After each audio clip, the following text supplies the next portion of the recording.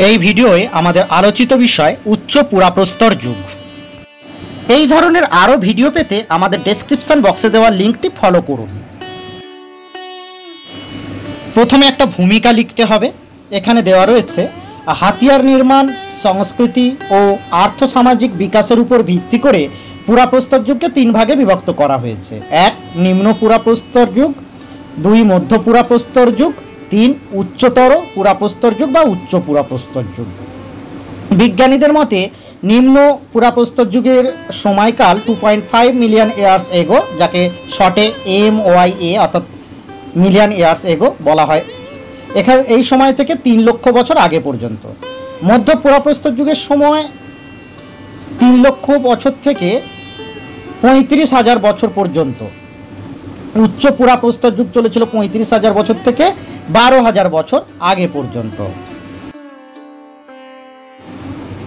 এর পরের পয়েন্ট, আধুনিক মানুষের আবির্ভাব ও পরিবেশ পরিবর্তন।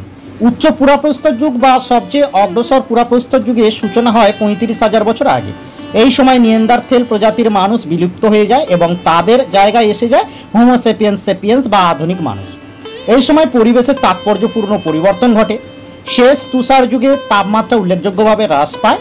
ইউরোপ, এশিয়া ও উত্তর আফ্রিকার উষ্ণতার পরিমাণ এই সময় অনেকটাই কমে গিয়েছিল। 3 নম্বর পয়েন্ট, প্রস্তর নির্মিত হাতিয়ারের উন্নতি।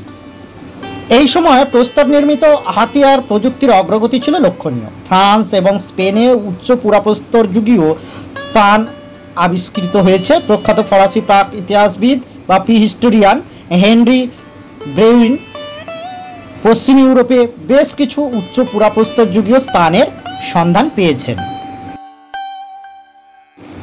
পরের পয়েন্ট, শিকার ও খাদ্যাভ্যাস। উচ্চ পুরাপ্রস্তর যুগের মানুষ বিভিন্ন প্রজাতির জীবজন্তু শিকার করত।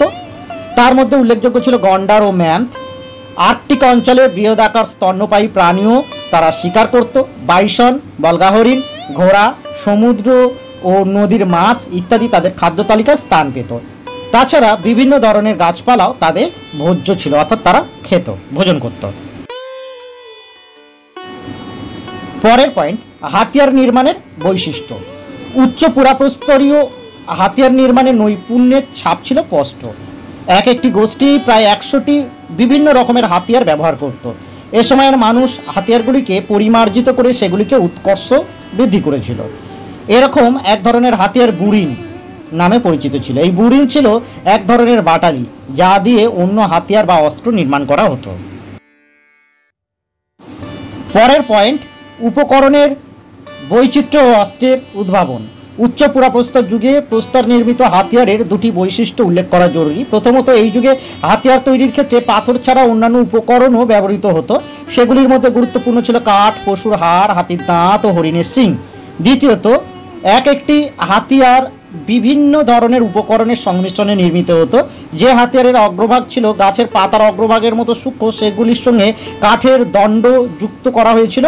এই অস্ত্র ছিল আধুনিক যুগে বর্ষার মতো কার্যকর ও মারাত্মক। শিকারের জন্য তীরের ব্যবহার এই সময় কিন্তু প্রচলিত ছিল। এরপরে আসি 7 নম্বর পয়েন্ট, ভাষা, সমাজ ও আদিম সাম্যবাদ।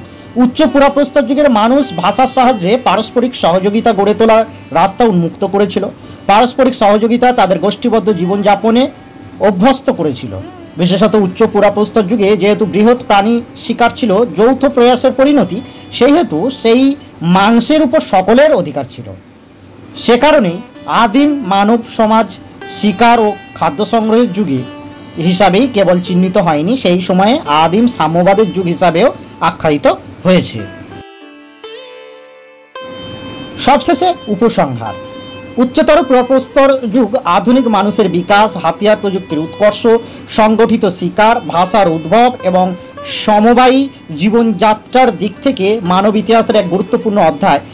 এই যুগের হাতিয়ার, শিকার পদ্ধতি এবং সামাজিক গঠনই পরবর্তী কৃষি সভ্যতার ভিত্তি স্থাপন করেছিল। অসংখ্য ধন্যবাদ। সবশেষে আমাদের এই ছোট্ট চ্যানেলটি সাবস্ক্রাইব করার একটি ছোট্ট অনুরোধ থাকলো।